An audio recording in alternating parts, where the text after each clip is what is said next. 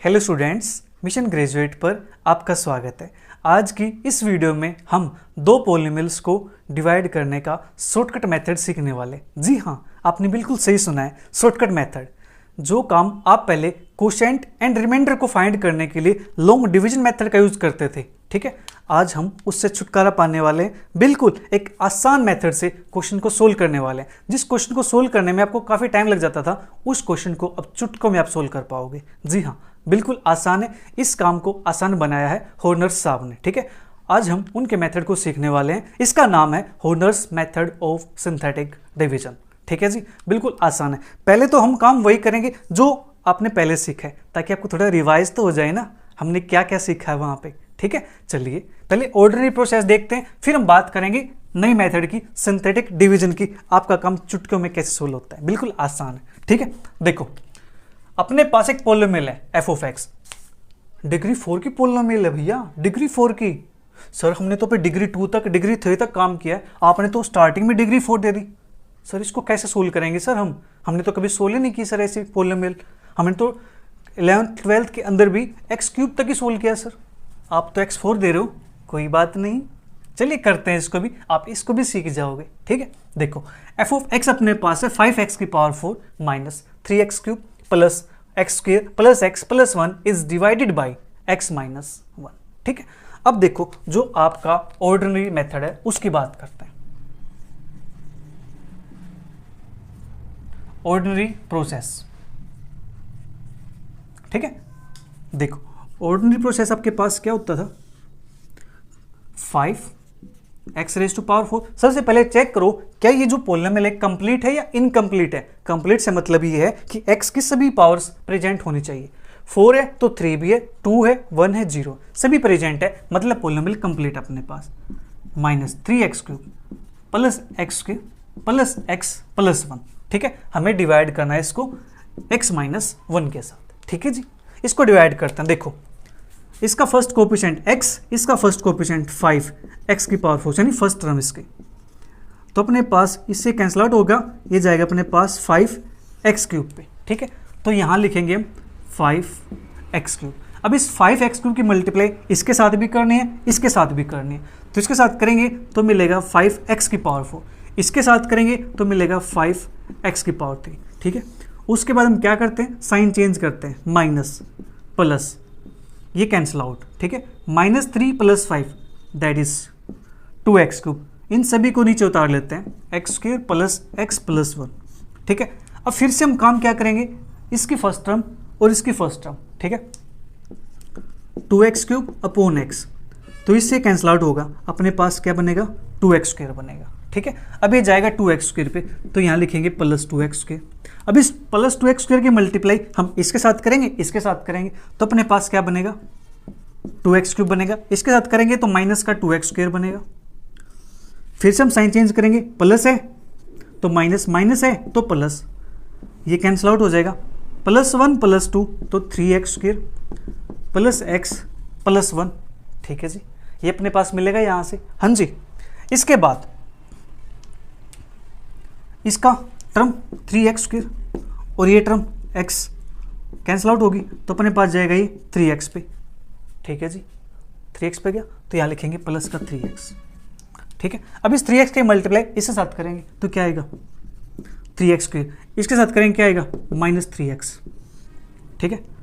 Minus plus, ये cancel out हो जाएगा, 1 plus 3 that is 4x plus 1, ठीक है। अभी भी कंप्लीट डिवाइड नहीं हुआ है, इसको फिर से डिवाइड करेंगे, ठीक है। तो अपने पास यहाँ से क्या जाएगा, देखो 4x अपॉन में x, ये कैंसिल आउट, ये जाएगा 4 पे, तो यहाँ लिखेंगे प्लस 4, ठीक है।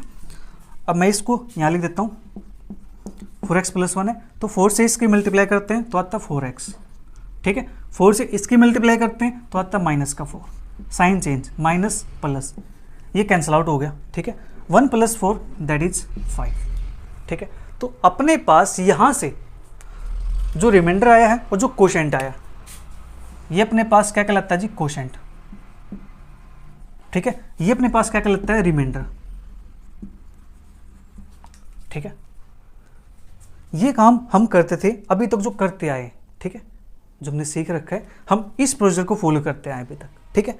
आज मैं इस प्रोसीजर को नहीं, दूसरे प्रोसीजर से क्वेश्चन को सोल्व करना सिखाऊंगा आपको, ठीक है। बिल्कुल आसान। जो ये आपके पास क्वेश्चन आया ना, इसको ध्यान से लिख लीजिए एक बार, ठीक है, ताकि आपको मैच करवा सके ना, फिर कहोगे सर ये तो आया ही नहीं, ठीक है। और क्वेश्चन भी, सॉरी रिमाइंडर और क्वेश्चन दोनों को। चलिए, ये था आपका ऑर्डिनरी प्रोसेस, ठीक है। दैट इज जो क्वेश्चन अपने पास, ये अपने पास है 5x³ plus 2x² plus 3x plus 4। जो आपका रिमाइंडर आया है ये अपने पास आया 5 के इक्वल, ठीक है। पहचान जरूरी है जी, याद रखेंगे इसको नहीं भूलेंगे हम यहां से, ठीक है। आंसर मैच भी तो करवाना है सर। चलिए, आपका आंसर मैच करवाएंगे, चिंता ना करो। अब आता है अपना सिंथेटिक डिवीजन, ठीक है। सिंथेटिक डिवीजन के अंदर आपको देखो चुटके में के अंदर कैसे क्वेश्चन का सोल्यूशन मिल जाता है, कैसे आप रिमाइंडर को फाइंड कर सकते हैं, कैसे आप क्वेश्चन को फाइंड कर सकते हैं। चलिए देर ना करते हुए करते हैं इसकी शुरुआत। चेहरे पर स्माइल होनी चाहिए यार, आसान काम कर रहे हो, थोड़ी स्माइल तो ले गया। चलिए देखो, सबसे पहले यहाँ पे क्या है, इक्वेशन अपने पास कंप्लीट है, पॉलिनोमियल, ठीक है। इसका कोफिशिएंट कितना है 5, ये लिख दो। इसका कोफिशिएंट कितना है -3, ये लिख दो। इसका कोफिशिएंट कितना है 1, इसका कोफिशिएंट कितना है 1, ये क्या अपने पास 1, ठीक है। हाँ जी, लिख दिया। एक प्यारी से एक लाइन लगा दो यहाँ पे, ठीक है, लाइन लगा दी। हाँ जी, अब यहाँ पे हमने डिवाइड करना है x - 1 से, ठीक है। तो x - 1 इक्वल टू 0 अपने पास क्या बनता है, x इज इक्वल टू 1 आ जाता है वहाँ से, ठीक है। जो 1 आएगा ना, उस 1 को लिख दो यहाँ पे, ठीक है। ओके, इस स्पेस को छोड़ दो खाली, राइट। इस 5 को एज इट इज यहाँ पे लिख दो, ठीक है। अरे सर ये तो बिल्कुल आसान है सर, 5 को हमने यहाँ पे लिख दिया। अब करना है क्या प्यारे बच्चों, मल्टीप्लाई तो करना है यार। 1 की मल्टीप्लाई 5 के साथ करेंगे, ठीक है। देखो 1 की मल्टीप्लाई 5 के साथ, तो अपने पास क्या बनेगा 5 बनेगा। अब यहाँ पे आपको कोई साइन चेंज नहीं करना है, जस्ट इन्हीं को सोल्व कर दो। 5 - 3 क्या आता है 2, ठीक है। फिर इस 1 की मल्टीप्लाई फिर से कर दो इस 2 के साथ, ठीक है। तो क्या आएगा 2, 1 + 2 3। इस 1 की मल्टीप्लाई इस 3 के साथ भी कर दो बेचारे के साथ। चलिए 3 अपने पास क्या बन जाएगा 4 बन जाएगा, ठीक है। अब इस 1 की मल्टीप्लाई इस 4 के साथ भी कर दो, तो क्या बन जाएगा 4 बन जाएगा। अब इनको ऐड करेंगे तो अपने पास क्या बनेगा 5 बनेगा, ठीक है जी। जो अपने पास लास्ट में आया, ठीक है, मैं इसको ऐसे बना दूं दिस, ठीक है। अब देखो प्यारे बच्चों, यहां से जो आपका रिमाइंडर आया है ये आपका रिमाइंडर कहलाता है 5, रिमाइंडर है 5। हाँ जी, चेक कर लो, रिमाइंडर 5 है। हाँ जी 5 है। सर कोशेंट तो बता दो सर, कोशेंट सर ये नहीं आया अभी तक। अरे यार थोड़ी शांति करो, देखो कोशेंट भी आता है यार। देखो डिप्रेस्ड इक्वेशन इज, इसको बोलते हैं डिप्रेस्ड इक्वेशन, ठीक है, जो अपने पास रिमेनिंग रूट्स से बनेगी। अब देखो यहाँ से 0, x⁻1, x⁻2, x⁻3, तो लगा दो भैया 5x⁻3। मतलब यहाँ पे देखो x⁻4 थी ना, तो यहाँ पे एक पावर कम हो जाएगी, x⁻3 + 2x⁻2 + 3x + 4, ठीक है, इज इक्वल टू 0। ये अपने पास क्या बनती है इक्वेशन बनती है। और जो क्वोशिएंट अपने पास है वो क्या है, ये वाला ये क्या कहलाता है क्वोशिएंट। हाँ जी, क्या ये क्वोशिएंट, ठीक है। मैच कर लो, देखो 5x³ 5x³, 2x², 3x4, है ना, बिल्कुल आसान मेथड। जस्ट देखो कुछ भी नहीं करना है, जस्ट कोफिशिएंट को लिख दो, यहाँ पे लिख दिया। फर्स्ट वाले को as it is copy paste मार दो यहाँ पे, ठीक है। उसके बाद इस 1 की मल्टीप्लाई इसके साथ कर दो, फिर यहाँ लिख दो। जो आए उसके मल्टीप्लाई फिर से इस 1 के साथ कर दो, जो आए यहाँ लिख दो, फिर इनको सोल्व करो।